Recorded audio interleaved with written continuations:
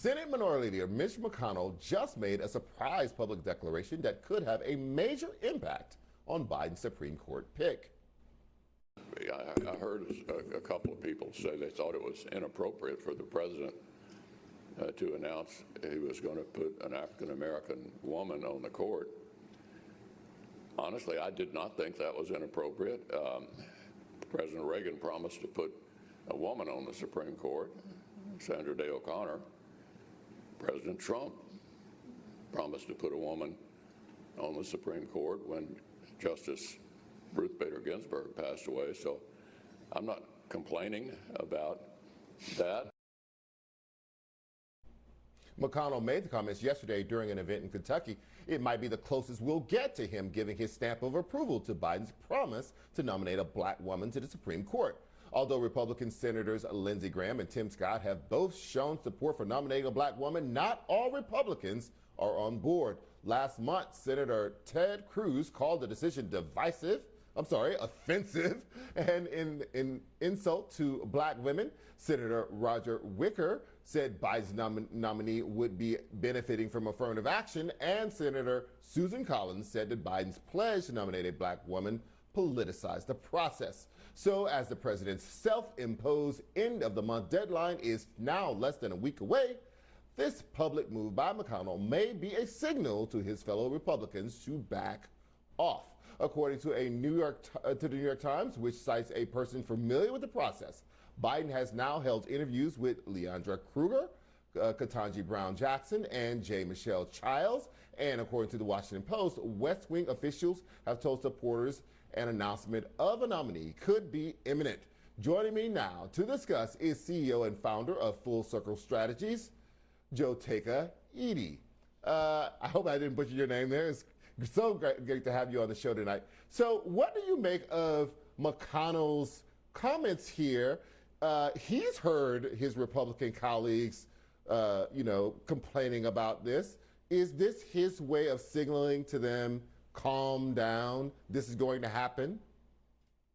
Well, I certainly hope it is. And I think it's promising to hear his comments of, the need for the United States Senate to do exactly what it is commissioned to do. And it is to ensure a very fair process for this nominee who we know, will be the nation's first black woman Supreme Court nominee. McConnell also said that whoever the woman is, the nomination process for her hearing would not be as bad as Kavanaugh's was. Well, Kavanaugh had all sorts of issues. Unless someone has the same kind of charges being leveled against him, nothing will probably measure up to that. But do you think that it will be a smooth process, relatively speaking? We've only had 2 black people on the Supreme Court. Both of their confirmation processes were longer and more drawn out than their white counterparts. Do you think that there will be a change with this person, or we can expect much of the same? My hope is that we will have the very similar process that we have seen in recent years, and under the leadership of Mitch McConnell, who very famously changed the rules. So what we know is in this process, it will only require a 50 majority vote. And so we know that there is not the possibility of a filibuster in this process. We also have seen precedent with Justice Amy Coney Barrett that it is possible to have a full process in which a Supreme Court nominee is vetted and go through a hearing process and seated within 38 days. So we saw that with Justice Amy Coney Barrett, and I would hope and I would really call on the United States to have a very similar process for this nominee. What do you make of the reports that Biden is now down to 3 candidates and that he has interviewed all 3 of them, and that the White House is telling people to be on alert that we could have a nominee at any moment? Well, I think certainly, Charles, this is a very exciting and a very inspiring moment for our nation. Not only for Black women, but for our nation as a whole.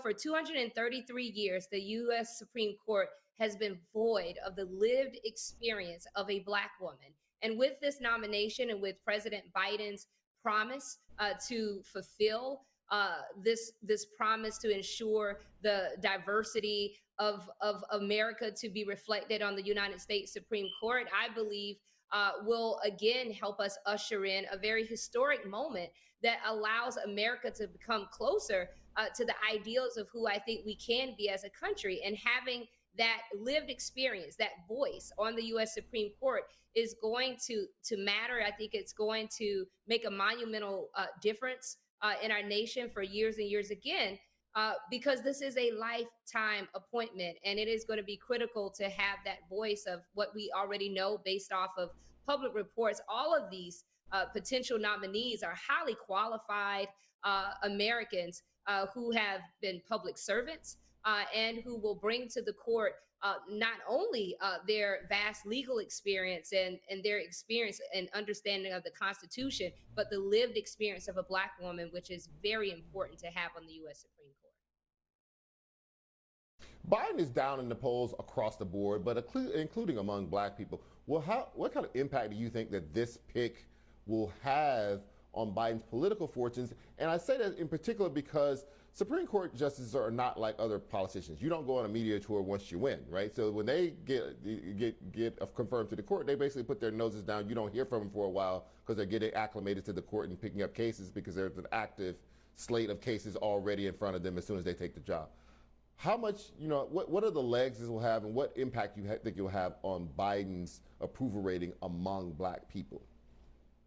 I think it's going to have a vast impact. I don't certainly think that the president is doing this for a political calculation. The president has made very clear he understands the importance of the lived experience and representation on the Supreme Court. He has made very clear that his nominee is going to be someone that is going to have the vast legal experience to bring to the court what is needed in this moment. But I do think a byproduct of this is going to be excitement. We're already seeing the excitement amongst Black women. We're seeing excitement amongst younger voters, and I think it's only going to grow. It's important to note that we got to this moment, to this very moment and this very possibility of having President Biden in a position to make this nomination because of the strength and the votes of Black women. We saw in 2020, not only in the general election, but in the special election in Georgia, which has now afforded the United States Senate to be in a position where there is it could potentially be a 50-50 vote, while I certainly believe that this nominee is deserving of bipartisan support. But we have come to this place in our nation and this moment in history because of the votes and the political will of Black women. And I think this promise and the keeping of this promise is only going to further invigorate that very important voter base. Jotaka Eaddy, thank you so much for joining us tonight. I really appreciate your time.